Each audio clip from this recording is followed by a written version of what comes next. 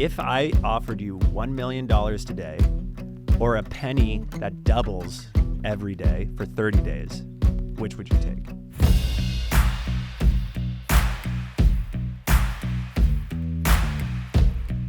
I don't know. I got some quotes, but do I put quotes on this? Why don't we do quotes and a dad joke today? Okay, we'll mix it up. We'll do both. Yeah, I think it's always fun starting an episode showing that we didn't decide on that. That's right. But I love your voice in the intro. So can you give us a great intro to this episode? Ladies and gents, welcome back to the No Days Off Pod by Dad season, where we are building a community of unstoppable dads.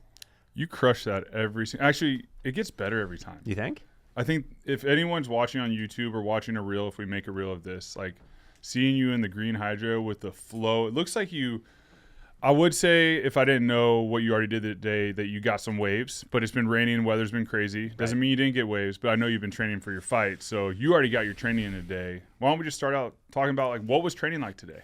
So it's Friday, Valentine's Day. We are recording on Valentine's Day, and we did a Valentine's Day sparring sesh. So Friday. With your wife, or is this with someone else? Like, what's going on here? This was legit, full-on MMA sparring. Just that'll be later. That's the Friday night. That'll be the wives episode. We'll bring them on, and we'll talk about that. Yeah, what does sparring look like for you ladies? No. Yes. So, yeah, we were sparring. We were pretty much for what? What do you think, Roddy? Because Roddy was there 50 minutes straight of just no rounds, no breaks. 1 hour straight. 1 hour straight, stand up, wrestling, jiu-jitsu, and it is hard to lift the arms right now. The brain is not functioning necessarily at 100%, but I think we're going to be okay here because today we have an excellent episode. We do. We're going to talk about, we have a couple titles for it, but really just talking about dad bods and really training. Like training as a dad is the better way. Dad bods become a thing throughout the last couple years. I know with Pat Mahomes playing, there's been a lot of talk when I think it was last year where he's celebrating. It's like everyone's like, "Oh man, this guy's like the best quarterback in the world." And he looks like that. It's like it's also at the end of the season. You're also getting hit a lot, and not everyone. It's funny because in the locker room, I was in the locker room for so long. Like throughout the course of the season, stuff like the guys in the locker room don't look like influencers. Like when they're posting their pictures, like we're not all cut up like that. I mean, there's definitely some specimens out there, but when we're going out there training every day, like you actually want a little bit of body fat on you. There's so much stress that goes into it. So the body compositions of everyone's different. And my body composition fluctuated throughout the season. And now being in post-career mode, which we'll talk about, it's just finding the appropriate way to train and how to train and time to train, which is difficult being a father and starting a small business and coaching youth sports and everything involved is how do we do that? Yeah, absolutely. And I mean, that's like functional training, right? Which yes. You have to be able to perform on game day. So being cut doesn't necessarily serve you all the time if you have to actually perform. It makes you feel good though when you take off your shirt and you're like, man, I'm pretty cut. The six pack's coming. But I think once I entered the NFL, the training became a little bit different in college. College training's so intense. My strength coach at Arizona, Coach Edmond, in my life was one of my favorite coaches of all time. My favorite strength coach. And I had some great ones.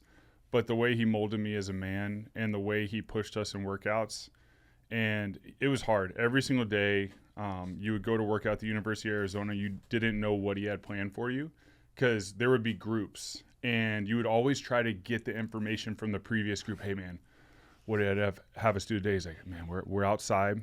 We're doing the zigzags up the stadium. You're like, dang it. But as a senior, you learn that whichever coach was at each zigzag, if you look at the University of Arizona Stadium, there's a zigzag ramp. It's probably 300 yards up, and you're sprinting. So, like, you would sprint hard the first one because it was, like, the strength coach that would, like, be pissed off. And then the other one was the guy that you'd always joke around with. So you'd start, like, going back to, like, 90%. But it was just one of those things with, like, team building and everything that was so much fun. But it was so hard, especially in Tucson. It's 110 degrees. Everything's crazy, but you're so cut up like in college because you're training outside, you're pushing it, you're lifting heavy weight.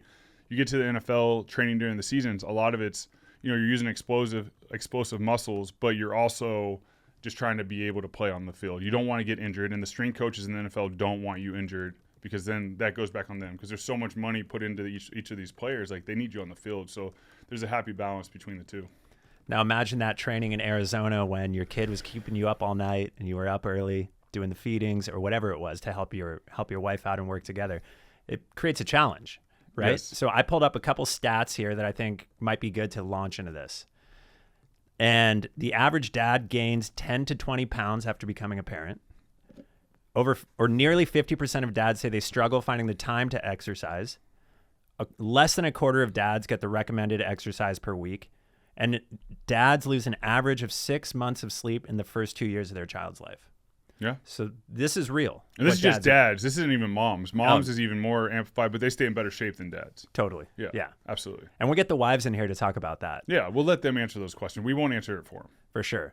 But from our perspective, we can talk about what it's like being a dad, because you can't necessarily keep up that same training that you were doing in Arizona when you're a dad.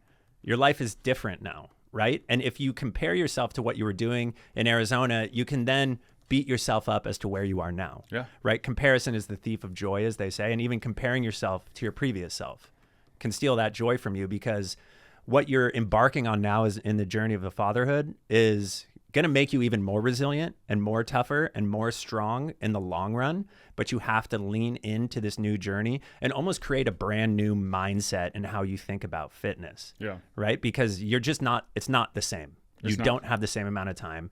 You won't necessarily always have the same amount of drive, but you just have to find it. Yes. I think that's the biggest thing. You know, we're talking about Arizona, we're talking about college, and then there's been a lot of life since college. And the biggest thing is pre-kids, post-kids, and then marriage and everything in between. And the weight gain, I mean, I've experienced it, and we're sort of in that phase where, you know, I'm probably the heaviest I've been, so I'm working on making a change, you know, building a small business that's growing with dad season. Whereas before this started, I had all the time in the world to go run. I mean, you and I did a half marathon together. I mean, that's an epic story in itself, where we had this idea with your wife, Danielle. So Danielle and I went to college together at Arizona. She played volleyball with my wife, Tori. And we're like, you know what, we're going to sign up for this marathon. But lo and behold, like, you didn't get a lot of training in. I didn't get a lot of training in. Danielle was crushing it. Yeah. So I remember, like, at the start line, it was a smaller one, Huntington Beach area. Like, we finished at the Huntington Beach. What area was that called? Yeah, like, it was just like at the beach. At the state beach. We'll just say at the beach. So we started in Anaheim Yes. and ran down the river against a headwind the entire time. It was not ideal. Well, we started out together, and I'm like, hey, I think I know nothing about this. Yeah. I've always followed endurance sports. I've always been fascinated with endurance sports. I've always added it to my training because I think there's something to just running long distances and either listening. I love listening to a podcast. I love listening to a sermon. Very seldom do I just listen to music. I'm always trying to take my mind somewhere else and just enjoy it. I know we hear about that zone 2 training that's so important, but before that, I'm like, hey, I think we just need to stay below this heart rate. And I think within the first 2 miles, like, you and I could not stay. I think we synced our Apple Watches. We're like, if we stay on this pace, we're gonna. And my watch it just kept going. You're above the rate. You're above. And I couldn't shut it off while running. I'm like, I don't want these alerts anymore. Why did I put a heart rate alert on during a race? But we're amateurs. This was our first time. And Danielle left us really quick. Yeah. She wanted to stay with us, and I think she ended up at I want to say an hour 53 minutes. Time. And you and I were together through the first 6, and I'm like, hey man, I think I'm gonna go. And you're like, yeah, just go. Yeah. A mile later, my right hip was like gone. I'm like, man. all right. My calf was barking. Yes, So I remember saying, I'm just not gonna walk, right? But I'm gonna finish this, and it definitely got to a slower pace. Both hips are giving out because I didn't put the appropriate training in. And what I learned later through doing it the right way, and I'll get to that in a sec, was your body is resilient, but it has to go through an adaptation phase with training. That's what endurance athletes know. I know that from my previous training with weightlifting and explosive training and sprints and all the stuff. Like, there definitely is an adaptation process. That's why at the beginning of off-season training, you might get your max at that point, but then you start well below it to build back up, to reset your max, to then go back, to then build back up. There's a process that you and I did not do, but the thing is, most importantly, we finished the race. Right. And then afterward, I mean, Danielle crushed us. I was like a 2:05. You were a little shortly after that. Yeah, maybe like 20 minutes after yeah, that. but I just a little shorter, but you finished. Yeah. And we waited and you finished. I hobbled in. And I'm so proud of you. And I remember leaving that racing. I'm never doing this again. Well, 24 hours later, where I can barely sit on a toilet, can barely move. I'm like, I am doing this again, and I'm going to do it the right way. So I went on Training Peaks. It's a program where you can buy different workout training plans. And I found an 8-week half marathon training plan, and it looks like Rod the Rod the Tools popping going his zen back there. I see ya. If you're watching on YouTube, he's getting after it. Hey, I appreciate that. What are we going with? Hey, just a little biohacking back here. Hey. Trying to stay sharp. Hey, you got to get that mental focus. I appreciate that. That actually juiced me up as we're getting into the race stuff. Another little shout It out. was actually a Lucy. It was a Lucy. I'm a big fan of 4MG Lucy. Love A the breaker. Lucy. Yeah. Breaker. We got options back here, boys. You just let me know what you need. Yeah, we're good. Neuroprotectants. Neuroprotectants.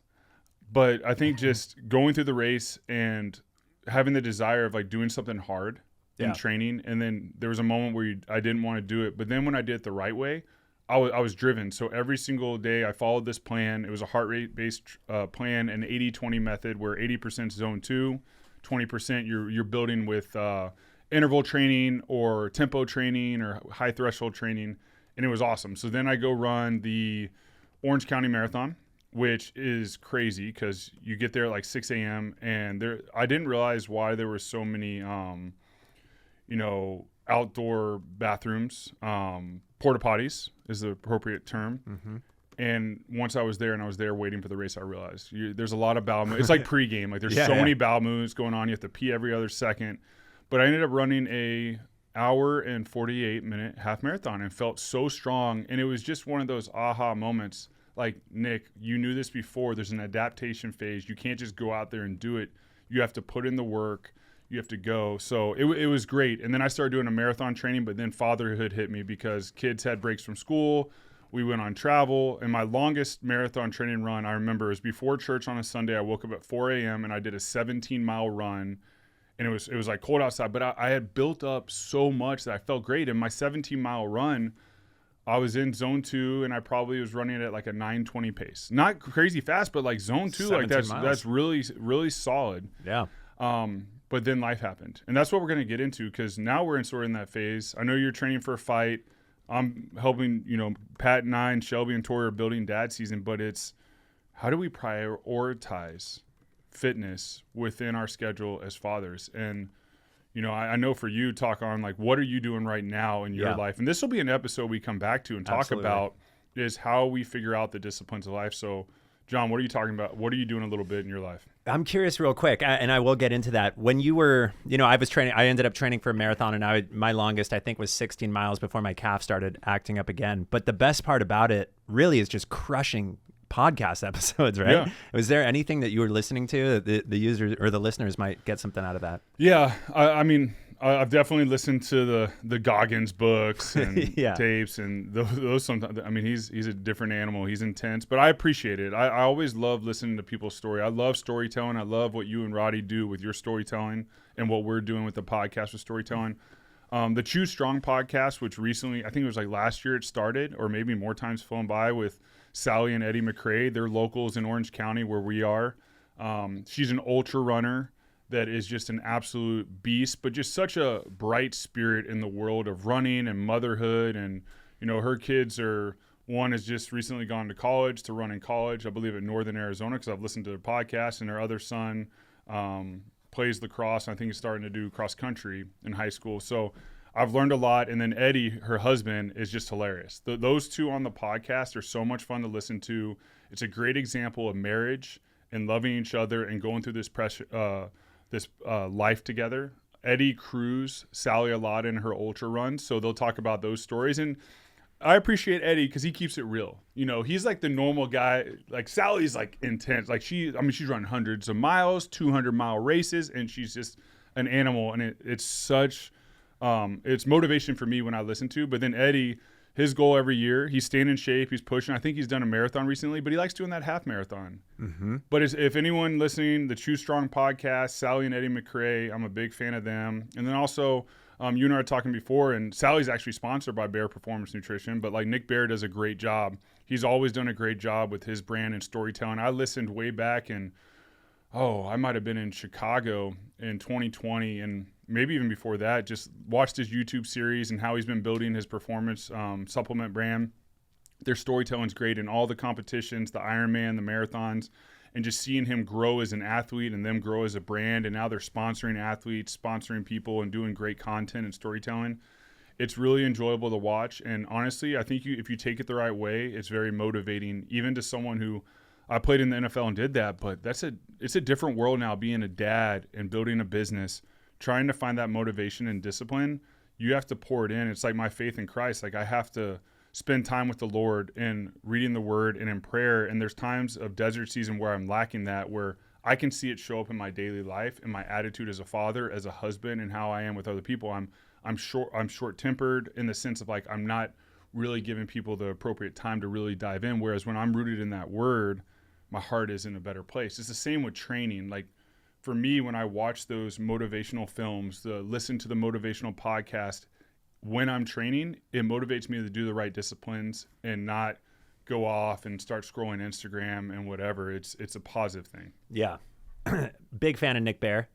Big fan of Goggins. I did a paddle from Catalina to Newport, 31 miles, and my arm was really, really cooked. And I kind of had the flu, but I just listened to Bear and Goggins the whole time. Yeah. And Goggins has this great quote that like your lives today are so comfortable that you may never realize who you actually are because it's the challenges that show you that.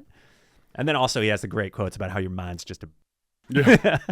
And if we get, if we get enough listener feedback, we have a great video of Roddy impersonating David Goggins in a hotel in South Africa that we just might have to release at some point. You got to get it in. You got to get it in. That's what we're talking about, right? Yeah. That's it. No matter where you are, you got to get it in. You got to do something hard. And I think that goes back to being an athlete. And when I was in the NFL, in college, and wherever it may be growing up, it was all the hard times, the hard training. Like when I think about college, I don't really think about games. I think about the hard training with Coach Ed and my teammates, where I go to the squat rack and the weight is just, I don't think I can do it, but they're like, you're going to do it and we're right here to spot you. And I did heavier weight than I ever thought possible.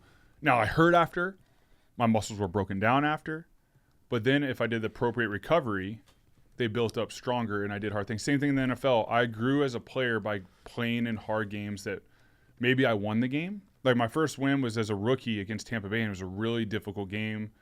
We found a way to win. It was my only win as a rookie. That was a very, very hard year. But I learned so much through that year, being such a hard year. Andy Reid's last year in Philadelphia, that helped me grow every single year of my career, and every year was hard. There was never an easy year. The Super Bowl year was one of the hardest years as being an athlete because of the pressure and the circumstances, but it allowed me to grow. Now, post-career, the challenge is, right now, obviously it's not a challenge, it's a blessing, being a father, coaching youth sports, all these things that we're going to talk about on the podcast. But honestly, the biggest challenge is learning this business that we're building, Dad Season, and the No Days Off podcast as a part of Dad Season, and doing it the right way with a small amount of people, but also trying to reach a lot of people. It's a difficult challenge to undertake, where we have a lot of learning along the way. Not everything's going to go perfect. We're going to have to pivot and do different things, but we have the right team to do so.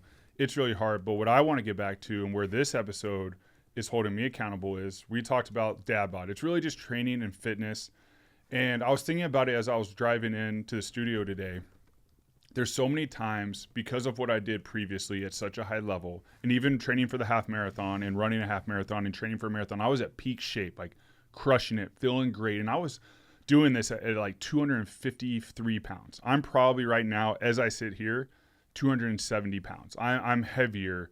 I am living that world, but every day I'm like, all right, I'll get a workout in, I'll get a string of workouts in, but then we'll have meetings, we'll have different things. I've had travel the last 4 weekends. Travels crushes you because you're probably eating more than you should. You're eating out. You're getting a lot of the seed oils, which we'll talk about food and nutrition down the road, sleep. And then usually if you go out, like I'll have a drink, and because it's just like, I love like a margarita or a glass of wine. Shout out Bandera. Yeah, Bandera. Hillstone has great margaritas. We had one after yoga that time, and one got us pretty good. We went to another planet after that one. Yes, that we did. great. Thank goodness our wives were the designated drivers. But we had a great time. But we crushed it in yoga before. So Hot yoga. But it's just finding those disciplines. And what I've been really focused on recently is, and I'm always trying to learn, how do I structure my week to where I can succeed at the little things? And the biggest thing you hear people talk about is wake up early, wake up early, wake up early. Even today, was listening to a podcast as I was going on. I did a run, and I also took Henry on a walk. Henry's our dog. And I was listening to a podcast and they were talking about waking up early, waking up at 4:30, waking up at 5. And I've tried that, and I used to do that as a player. I'd wake up at 4:45 almost every day as a player, 5, and then as it got closer to game day, I'd sleep more so I could recover my mind and my body. But now it's so hard. I like set the alarm and I can't hit it. And you hear people say, do not hit snooze. Well, I'm hitting snooze. So if you're listening and you're struggling, I'm right there with you, but I'm working to make those changes. And I think the biggest thing I have to answer for myself is, why am I doing it? I think I need to do a better job of preparing and being like, why do I want to do it? Well, I know when I go for a run, like I know in the morning, my perfect plan would be wake up in the morning, go downstairs. I keep it simple. I call it the influencer. I know I'm about to dial in my blood work and everything. I took about a year off of all that just because of all my career. About to dial in, but I'm on like the influencer plan where it's like AG1, was it Armra, colostrum, Element T, and I take this like Row Nutrition vitamin C as my drink. And I know everyone says, hey, wait 60 to 90 minutes for caffeine, and you're probably 100% right with your cortisol levels. But there's just something so enjoyable about just having a little cup of coffee, and I'll get my journal out, and I'll do like my YouVersion Bible app or my Logos Bible app, and I'll spend time journaling and time there. But then after that, what I want to get better at is I would like to go for a run, but I am struggling with that. So I need to find a why, because I actually feel better when I get that in the morning. I don't know if you notice that if you wake up and get after it, if you feel better. Yeah, no, I definitely feel better. I think, look, when you go back to the stats that we said before, whether it is like less than a quarter of dads get the recommended exercise that they need per week, I think there's many reasons why that aren't necessarily reflected in the stats. And I think one of them is that it can feel hard to make time for yourself, right? So having that reason why is super important. I want to work out because I want to be a better dad. I want to be more active. I want to run around with my kids. That's a huge reason why that can help motivate. I always feel better when I do. It's so hard to do, right? Like you walk out from putting your kids down and there's that great meme. It's like Chris Farley when he just is like, blah, it's that hard. And so then to wake up at 5 and just beast out a run, it takes like some Jedi level discipline. Yes. But what this episode made me think of, and you've heard me talk about this concept before, but I want to ask it to you in a question. If I offered you $1 million today, or a penny that doubles every day for 30 days, which would you take? See, if I didn't know the answer already, you're taking $1 million. But explain to the listeners why you're taking the penny. Okay, so a penny that doubles in day, by day 2, you have 2 cents. By day 5, you have 16 cents. By day 25, you have $167,000. And by day 30, you have $5.3 million. And this is the concept of compounding interest, yes, which you and I, that we talk about that all the time. I talk about it all the time because this idea has saved me in the hardest moments, because I have found myself stuck comparing myself to who I was before, lost in that idea of like, well, I used to just go out and do a 7-mile run without stretching or warming up. Why can't I just go do that now? And it used to be super easy. And it was like so easy. 7 miles was like nothing. Now it's like going on a 2-mile run it's challenging. Yeah. So I tell myself every day, just move, just do something. And so I think what that metaphor means is like, and this was from a great friend of ours, Prince EA, who we made a video with him on this. And it's the idea of compounding interest, exponential growth of small daily movement. Kaizen. So yeah, the Kaizen. When we were in Boston for our friend Cheeto Vera's fight, and they gave us a tour of the Boston Celtics facility. And Brad Stevenson, everywhere in the facility had put this word Kaizen. And it's a word that we knew because our friend Prince EA taught us about it. But it's the art of small progress. Like if your goals actually should be ridiculously small. Like if you want to go run a marathon, cool. How about tomorrow you run to the end of the block? That's it. It sounds so silly, but the sillier it sounds, the more you're doing it right. You want to do 10 or 100 push-ups, do 1 push-up tomorrow and then do 2 push-ups the next day. And that's the compounding interest idea. I think in the metaphor, the $1 million that you would take is that you want the crash diet, or you want the 6-pack, or you try this life overhaul and it's just too hard to stick with. Yeah. Right. So it's giving yourself grace, recognizing that you need to just build this new lifestyle that is one that's built around movement and fitness. And if all you can do is a 5-minute walk, great. Do a 5-minute walk. If the kids are if it's nap time and that's your only window and that's when you want to relax and watch a show, maybe do 10 push-ups when the show is on. I mean, you and I, we love the aggressive stuff. We love looking at the ultras and looking at and going on hardcore diets and eating super clean. But for most people, I think when you open Instagram and they say, if you eat oatmeal, you're going to die. And if you don't run ultras, you're nothing. It's overwhelming. Yeah. So I think if there's anything that I would urge dads to think about, it's just build this lifelong practice of movement. And it's also good for your family because there's all these studies that if the kids see their dad working out and just moving and sweating, then they will then want to build that into their lives. I know Jack always wants to go work out, and he'll grab my boxing gloves. He'll be like, are we going to the gym? Yeah. He doesn't necessarily know what it means, but it's just baking into him because kids will always do what you do and they'll never do what you say, right? No, I think that's wonderful. I mean, what you were just saying right there was so impactful. Kaizen, I haven't heard that term, but just looking it up right here as you were speaking, emphasize breaking larger goals into smaller, manageable steps to create consistent progress over time. Mm-hmm. And what you're talking about where, your kids are watching you, that's so true. I mean, think about when you were a kid, put yourself in those shoes of watching your parents, and good or bad, you're looking at it. And then as you grow, you start seeing that part of you, good or bad. And sometimes there's great things and sometimes there's bad things that you saw that become a part of your life that you try to get out of it. But it's ingrained because as a child you saw it, because like it or not, your parents do have an impact on you.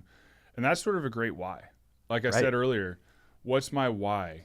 And it used to be for my teammates, I got to do my job because I need to prepare as a quarterback. I need to be in shape. I need to be mentally prepared by watching film at 6 a.m. to 8 a.m. before the day starts. And then the day's over, I go home and I make sure that I'm present with my wife and my children. So that was my career. Now, it's like I said, I'm building the business, doing that. But what's my why to train? And it's not, six-pack abs, this, that.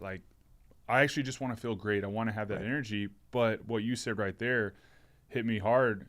My kids are watching. Right. They need to see daddy still work hard and train hard and do those things because as they grow up, they'll see that and they know they can do it. When I was growing up, my dad didn't finish high school. He grew up in Mississippi, helped raise his siblings. And then he's had a long, crazy story that's pretty epic, but now he's been a very successful restaurateur. And that's what he does. He's created restaurants and he learned a lot. He hasn't always been successful. He came from nothing.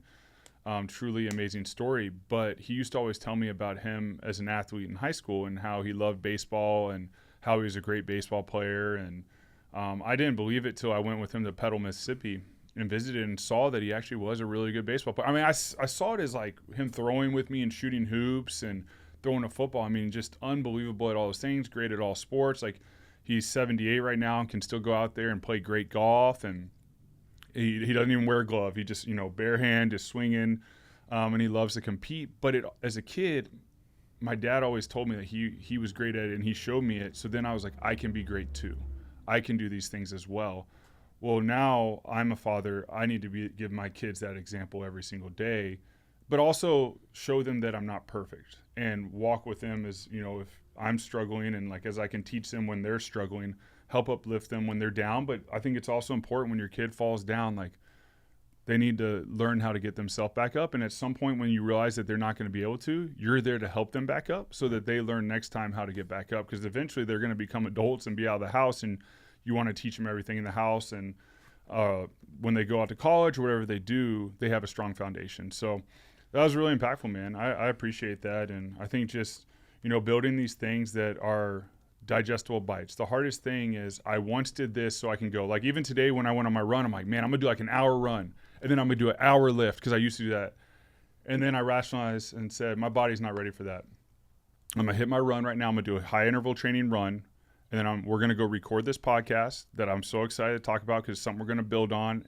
And I got to hold myself accountable with what I speak about. And then after this podcast, I'm going to go get a 30 to 40 minute lift in. A lot smaller than I planned, but it's something. And then the key to this is building consistency and building growth over time, digestible bites. Right. And then if it feels good, it just becomes a habit.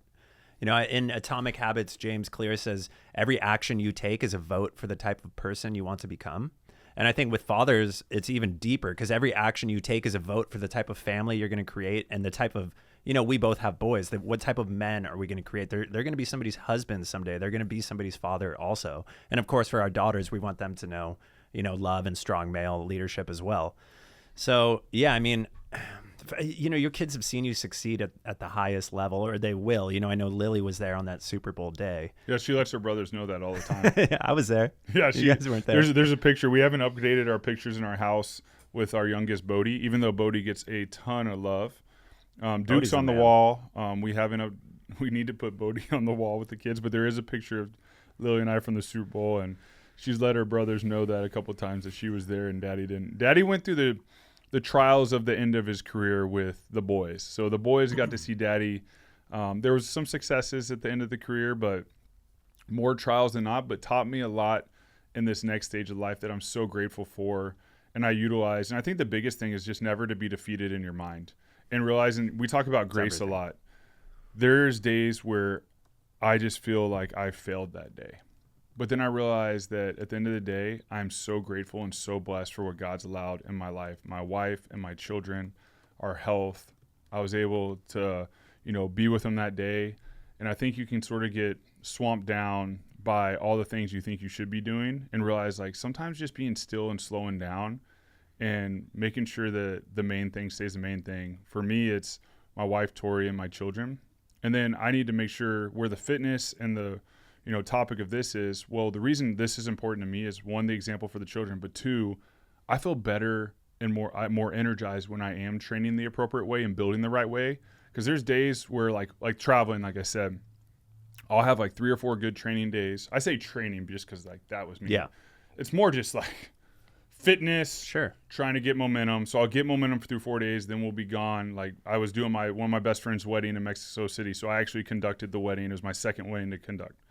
We get back from that, and you're in Mexico City, which was really awesome, but you're eating a lot of food, maybe having a few margaritas, not overindulging, but having a great time. Hey, gotta live. Come back, get a couple of training things in, and then I go to Philadelphia and, NFC Championship game. Fantastic, great opportunity to go with my wife, be there with the Eagles, see them win the NFC title. Then we come back, then we have something else, and it's like it's all these wonderful things, but it also sort of distracts from the momentum, but I also have the reality is like, all right, reset. So right now for myself, I'm like, all right, I've always had a goal or a challenge. Like when we did the half marathon, like that was a challenge. Like it was in the back of our mind that we would run that half marathon. So we were still training some. We weren't training appropriately for it, but we still were training. We ran for sure. We ran, but we did not do it the right way. I did it the right way the second time. You crushed it. And I crushed it. And then if I do it again, I want to beat that time. But I also started training for a marathon, and I was really excited about that because keeping it simple, progress over time, I was like, I'm just going to try to beat the 4-hour barrier. Like, I'm not trying to hit this 3-hour, 3.5. Let's just try to do the 4-hour barrier. I did a 1:48 half. If I train the right way, I should do 4. So I wrote down some challenges here that we're going to have to come back to because, like I said, I haven't stepped on a scale, but I imagine around 270. And I'm a bigger guy, got bigger legs. But I put down a challenge like I want to hit that marathon. I want to hit that marathon. I think it's always good to put a challenge. I think for our listeners, and we could even put this as a reel, is like, what marathon should I run? I feel like there'll be a lot of Philadelphia people chime in and do a Philadelphia marathon, which might be tough. I don't know if I'd break the 4-hour marathon because there'd be a lot of photos and a lot of autographs and a lot of Eagles chants and a lot of fun. That might be like the fun marathon, but what would be a good marathon to run? And then also developing a plan that breaking into smaller pieces that I could actually execute. Because I can't do the elite plan right, but like something that just holds me accountable. Right. And then give yourself time to do it. Time, and then I don't have to have the answer. So before this episode, the last couple of weeks, I've been thinking about it and sort of developing a strategy and a plan. And there's training peaks. There's, right now, we've worked with different watch companies. I like doing different tech. I know we did something with a watch company that we had some fun with, but currently at this moment, we're in the Samsung watch, the Samsung Galaxy Watch Ultra, which is great, but I love testing out different things. Always been a Garmin fan. Coros is an awesome watch. So you can't get crazy with this. I do have fun with these, though. I do think everyone does have fun. It's like, all right, let me see what my stats were. I enjoy that stuff. I enjoy looking at my stats. I enjoy looking at my sleep. I enjoy looking at my recovery, monitoring it. And when I'm really disciplined, I actually input my macros and nutrients into MyFitnessPal. And that's where I have all this stuff. It's just developing a plan that is digestible and that I can execute and not overloading. And that's where my problem is. I try to overload. So I know listeners are probably out there like, I'm doing the same thing. What I'm trying to do and what I'm trying to implement right now is pulling back to something I can execute, because I'm not that person that was running 17 miles. Right. I'm not that person that was throwing a football in the NFL and lifting every day. Right. But I can get back to being in great shape, great athlete, where I feel energized, feel great, feel present, and keep moving forward with challenges that are hard. We talk about hard, that like you might fail at. I might not hit that 4-hour barrier. I might be 4:30, who knows, but I just want to finish. Whatever you do, just finish it. I think that's awesome. All right, listeners, so you got to chime in. What marathon should Nick run?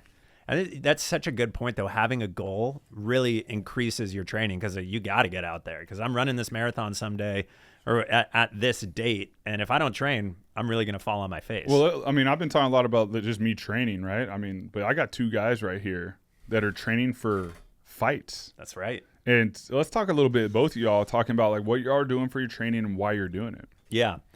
So we are training with the Alta program. Shout out Rich Cho, who is a good friend of ours. He brought us into Ruka back in the day, and we started making tons of content for Ruka Sport.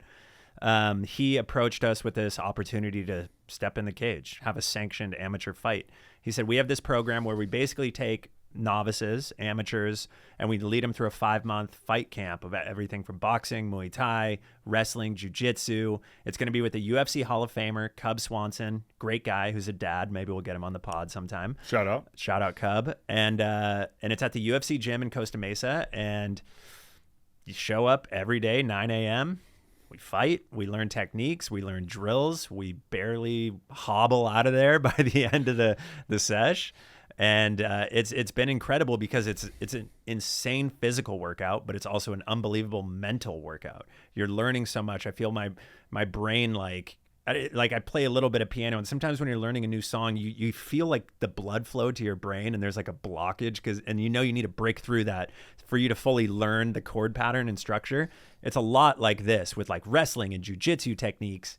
So it's been incredible. We're 2.5 months in. 2.5 months in, Rod? 2.5 months. And we fight at the end of May against the Huntington Beach gym.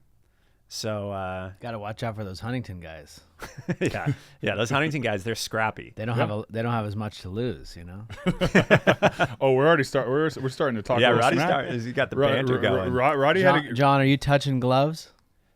Yeah, so there's the moment at the beginning of the fight, right, where they say, all right, fighters come into the center and then touch gloves, or you don't touch gloves. And that's like a vibe. Yeah, it's like potentially shaking a hand or not shaking exactly. a hand in football. I've had someone not shake my hand, but we're good now. Yeah. Yeah, we won't go there. Did that only happen once, or Happened twice? Happened twice, but the second time was during COVID. Okay. But we'll give that one. But yeah, we'll give that pass. We cleared that up the last couple of weeks. We're good. But I think him and I always have a little banter. If you know who I'm talking about. So I think back to the compounding interest idea, it's important to remember that you're always compounding something, right? So you're either compounding strength and discipline, or you're compounding choosing fatigue and bad diet choices, right? Yeah. Because you can't outwork a bad diet. It doesn't even matter. We're going to have to do another episode on that. Yeah. Because that's a big part of we talked a lot more about training and fitness, but the nutrition and diet aspect is huge, if not more so than what we just talked about. But that's a whole nother episode. That's a whole nother episode. But I think we've chipped a lot off the old block today, huh? No, we have. And just some more context as Rod and John are talking about their fighting. So I walk into the studio today and we have a plan. I see Rod over there, 2 arm sleeves, 2 ice packs. I look over at you the last couple of times I've been in here, because I know from 9 a.m. or like 8:45 to like 10:15, because we have a constant text thread of like what we're preparing for, whether it's apparel shooting, preparing for the podcast, scheduling something. I know from that time block, like y'all are training and you're getting after it. And I always enjoy when I come in here around 11, seeing how the day has gone. And today's a Friday. Right. And we drop these episodes on a Wednesday. This one will drop in a couple weeks, because we have a youth sports one that's coming soon. We have a lot of great content coming. But man, y'all got after it this week. I'm excited to see y'all fight, but do it in the right way against the Huntington Beach guys. And I think the thing that's been motivating for me is the consistency y'all have done it with. And I think you go farther when you have someone to go with, right? True. When you're training with someone, there's days where you don't want to train, but your buddy's like, hey, let's get up and go. And that was it as an athlete with a team. there was never a doubt because there was always someone like the quarterback room, early film sessions. Well, I wasn't the only one watching film. It was with my QB room. It was with the guys. And we had a way to make it fun. I think a key thing too is find a way to make training fun. So that's why I try to build it into when I do my training plan, and we will follow up because now that I said it, I actually need to do it. Yeah. So we'll follow up with my training, what I'm doing, about to get some blood work done and different things to optimize that part. But I'll also build in pickleball. Like I'll make sure like, all right, I'm supposed to do this run this day, but I got a pickleball game. I'm going to try to get 3 hours on the court, and I'm going to go hard. I bring my Turtle Box music. I play my music, and I want to play against guys that like I always want to play against someone that can beat me. I never want to play against someone that I know I'm going to win every time. That's why you don't play with me anymore. No, I mean you're busy fighting and everything. No, but my favorite games are when I know I can get beat, and some people don't like that. Like when there's days where I'll go to the pickleball court and I play doubles primarily, and my partner and I will have great games. I had this recently happen. We played like 9 games, and I won 2 of them. I lost 7 times, and they were like 12-10, 11-9. They were all tight games. And it hurts to lose, but I like it because I'm getting beat, but it's not defeating me. I'm getting better because the people I'm playing against are really, really good. So I love implementing that fun and that challenge, and it's just finding that consistent schedule. And I think that'd be another great episode is, scheduling as a father. Like, how do we schedule? And I've constantly been learning that through the last decade, is learning how to schedule my disciplines, learning how to schedule my life to where I have the freedom to have fun and enjoy it, but I don't react to the day. I'm not caught off by the day. So I'm constantly working on that. There's a lot of great resources out there that talk about it. The big thing is actually executing it and then building on top of that. So we talked about a lot of different things today. To close up, the great thing about this podcast is we don't have all the answers. You're not looking at me and saying like, man, this dude is like cut up, ripped. I know where my flaws are, but I also want to share those. But what I'm trying to do to build on those to get better. And there might be someone listening that is in the same stage, and it's like, we're going to walk through this together. That's why we also want our listeners to chime in. We look at the comments and the questions or the ideas. This is a community. The goal of Dad Season and this No Days Off podcast is to build a community that we go, who knows, maybe in 6 months there's a run club. Right. Maybe there's a fight club. Yeah. Maybe there's something, but we want to build this community. This is the beginning of it all. And then we want to check back in, and maybe in 2 months, I'm like, hey, I'm back up to a 10-mile long run. This is what it was like. Whatever it is. My goal is we want to walk through life together by talking about topics that are important to us. And that's what this is about. And it's so much fun. But we always end the podcast episode with either a dad joke or a quote. I think today we do the double whammy. Double whammy. I mean, we said we were going to at the top of the episode, so we have to follow through. So I believe in ending with something funny. Okay. Because I want everyone to leave with something funny. So I'll just do my quote that I wrote down. I actually have 2 quotes. One, I don't know who said the second one, but I wrote it down. I was listening to something and it was there. And but the first one's by John Wooden. John Wooden, legendary basketball coach, UCLA. When I read John Wooden's book, it was really interesting because the first thing he always taught his players to do was put on socks correctly and then tie their shoes correctly, because less blisters means less time, dealing with that to where you're playing better on the court. And I'm like, man, this is fascinating. The attention to details, right? But that's not what this quote's about. I digress. This is the quote. Success is never final. Failure is never fatal. It's courage that counts. And I think that's so impactful because we're talking about, I go back to our half marathon. I think that was a great moment in our friendship, in our life, and then Danielle crushing us. That was humbling for me. But honestly, she's a beast in herself. So like, I actually wasn't that, I expected her to be. I'm glad you But understand. Danielle's like this tall. Dude, she's such a savage though. But she beat us early. But so Danielle, you pushed me to hit the 148, so now you got to beat my 148 because I beat your 153. Boom. Challenge. But she'll beat my challenge. She always will, right? She will. And then the second quote is, "There's 1,000 excuses, but not a single reason." And I've done a poor job of this the last several months, where I've created too many excuses in my life I'll just get the workout tomorrow. Right. I'll just do this tomorrow. I don't have time. Maybe it is waking up early, but you have to adapt to that. It's hard waking up at 6. Like I usually wake at 6:30. It's hard to bump that back to 5. Like I know that I have to incrementally go. Maybe start at 6:15.